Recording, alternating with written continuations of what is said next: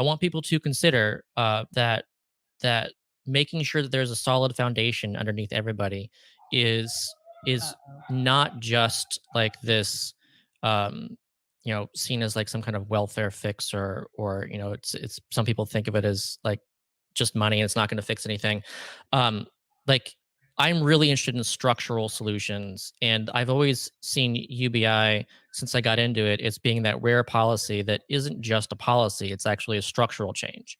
Like, when like, we're seeing this kind of peak at how things could be right now with labor having so much bargaining power. And like, that's a structural thing.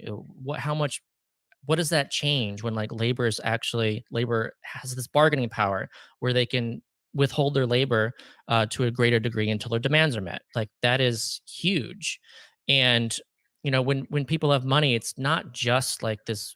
It's not just money. It's what you use it on. And so you can use it on as effectively democracy vouchers. You can use it to donate to candidates, to grassroots candidates. You can use it in a way that enables unpaid work, that enables you to volunteer for campaigns to get more involved. You can use it to as like these kind of journalism vouchers, where you can actually support local journalism to a degree that you wouldn't be able to otherwise. Like, that's one of the problems is as wages have stagnated, it allowed advertising to eat into all these subscription based news models because people had less disposable income to spend. So that there's so many things that UBI enables beyond what people, I think, superficially think it is. And it's not only just about money, it's about the sense of power and security, freedom of choice to make so many more actual choices, um, to a degree that people just can't make now.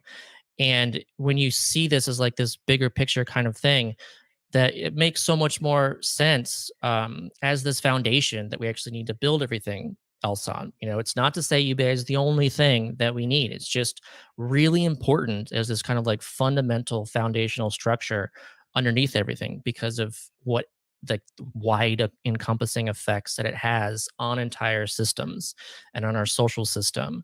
This sense of people being more secure can change the way that people react to social media, can change the temperature of the partisanship. So much of this has been driven from this decades of stagnation and people feeling worse and worse off. And again, this rising strongman comes to power, and you say, well, if this isn't working for me, I'm going to vote for someone who says that they're going to do that. Like you said, he was saying the right things. People felt that maybe this guy would be different.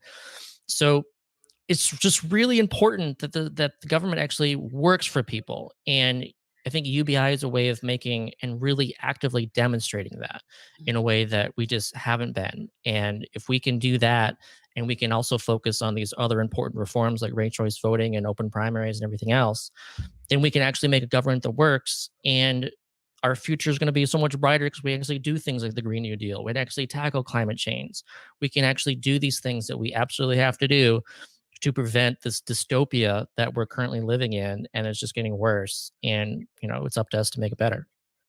I think you said it very well. And again, and Henry Gustav, friend of the show, he's an MMTer, and he asks, what structural change does UBI give?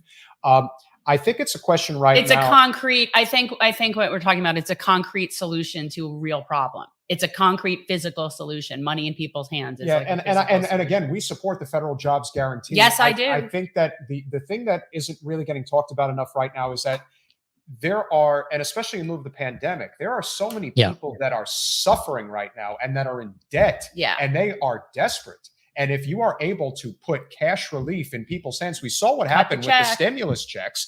This is what it is. It's not And, complicated. UBI doesn't have to be forever, but there could be circumstances where it's called upon the government to do it, where We're in that people time. need. We Yeah. are absolutely in that That time. would be now. So if you just want to throw your thoughts in, Yeah. Scott, about Yep. that. I just Go want ahead, to, Charles. yeah, I just want to say too that it is really important to look at what we just experienced in 2020, and even right now.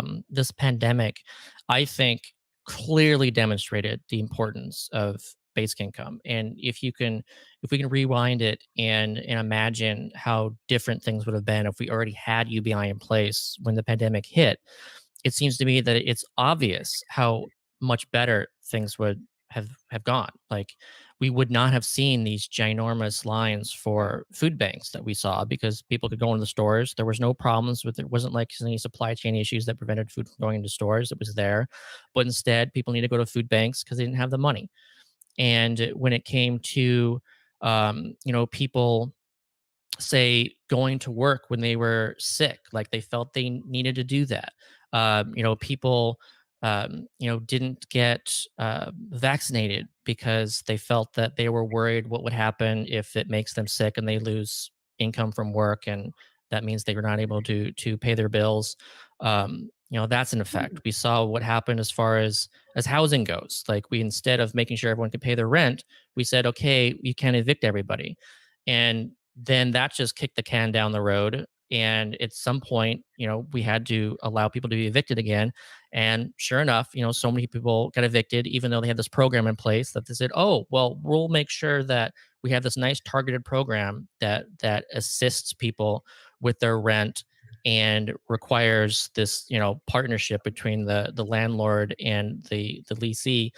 And what happened there? Like, a very small percentage of that money got out. So it's obvious that things would have been better. And then if you rewind it and think about the job guarantee, like, what would that have looked like? We would have been in a pandemic situation where with social distancing, especially during the shutdown, and we would have said that you need to go to work in order to get income. Like, even Stephanie Kelton, as soon as it started, she was saying we need monthly stimulus checks. Like, she was out there in front saying stimulus checks, stimulus checks, stimulus checks. And that even made me think differently about her, because I did not think that she would have done that. I thought, from this ideological perspective and this misunderstanding of her, that she would, if this happened, she'd be pushing the job guarantee. And I was totally wrong. I was wrong about that. And I was like, wow, like, what else am I wrong about when it comes to Stephanie Kelton and her thinking? And, that encouraged me to read a book. And so, like, even Stephanie Kelton understood that people needed cash. And so MMT people, I feel, should understand how important it is that make sure that people always have enough income, that they don't have to jump through hoops to get it, that there's no way to people to fall through the holes as they did with, like, the um, you know rental assistance program, that even with the stimulus checks, we created holes for people to fall through because we judged people's need based on their incomes 2 years ago. So by not universalizing it, people still fell through the holes of this system that we created, even when we tried to do it. And, like, to our credit, we created the pandemic unemployment assistance program in order to help people who were in, gig labor and contractors in a way that we were entirely ignoring before the pandemic happened. And it's just interesting how, when it happened, they're like, oh, yeah, there's this other group that are employed. We should probably help them too. And so it just would have worked out so much better if we would have made sure that everyone had at least some amount of money to get by. There would have been less hunger. There would have been fewer food lines. There would have been fewer evictions.